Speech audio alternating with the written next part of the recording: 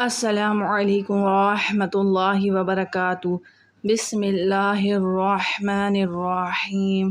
پیارے بہن بھائیوں، انشاءاللہ تعالی آج میں آپ کو بتاؤں گی کہ کیسی محبت تھی حضرت امام حسین سے نبی پاک صاحب الاولیاء صلی اللہ علیہ وسلم کی۔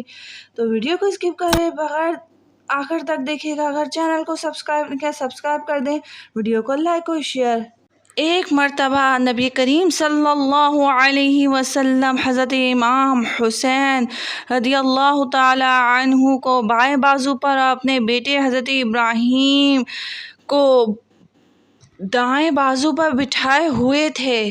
اس وقت حضرت جبریل امین علیہ السلام تشریف لائے اور فرمانے لگے، اللہ تبارک و تعالی ان دونوں کو آپ کے ہاں اکٹھا نہیں رہنے دے گا، بلکہ ان دونوں میں سے ایک کو اپنے پاس بلا لے گا۔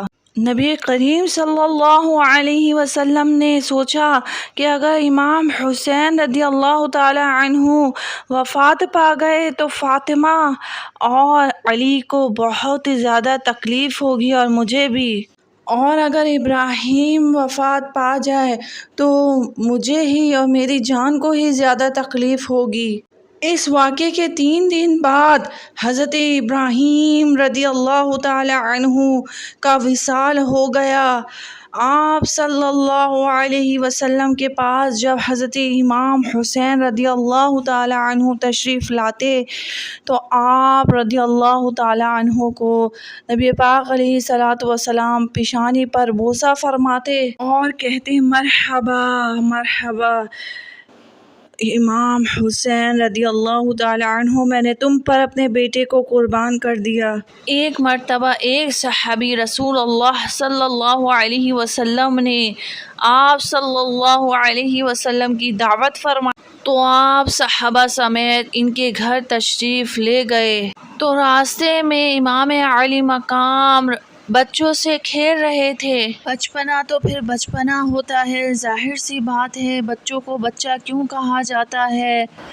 آپ صلی اللہ علیہ وسلم نے امام حسین کو دیکھ کر پکڑنے کی کوشش کی۔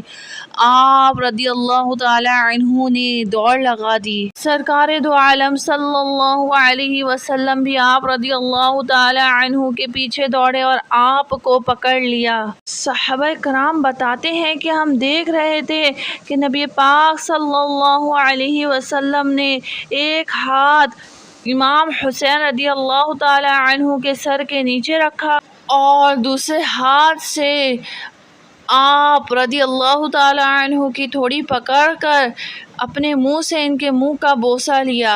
یہ ہے محبت سرکار صلی اللہ علیہ وسلم کی امام حسین رضی اللہ تعالی عنہ سے۔ پیارے بہن بھائیوں، ایسے ہی اچھے واقعات جو ہے وہ چینل پہ موجود ہے، چینل کو ضرور وزٹ کیجیے گا۔ اگر واقعہ پسند آیا ہے تو اپنے اس بہن کے چینل حقیقت اسلامک ٹی وی کو سبسکرائب کر دیں۔ صدقہ جاریہ سمجھ کے ویڈیو کو لائک اور شیئر کر دیا کریں کہ دین کی بات سکھانا بھی ایک صدقہ ہے، اور اگر کوئی دیندار بن گیا ہماری باتوں کی وجہ سے، یقین کیجیے جب تک وہ نیک اعمال کرتا رہے گا ہمارے نامہ اعمال میں بھی لکھی جاتی رہیں گی نیکیاں۔ تو اجازت دیجیے گا اپنی اس بہن کو۔ السلام علیکم ورحمۃ اللہ وبرکاتہ۔ اللہ حافظ، اللہ نگہبان، اللہ ہم سب کا نگہبان، اللہ تبارک و تعالی ہر جائز مراد پر ہم سب پر اپنی رحمت فرمائے، اللہم آمین۔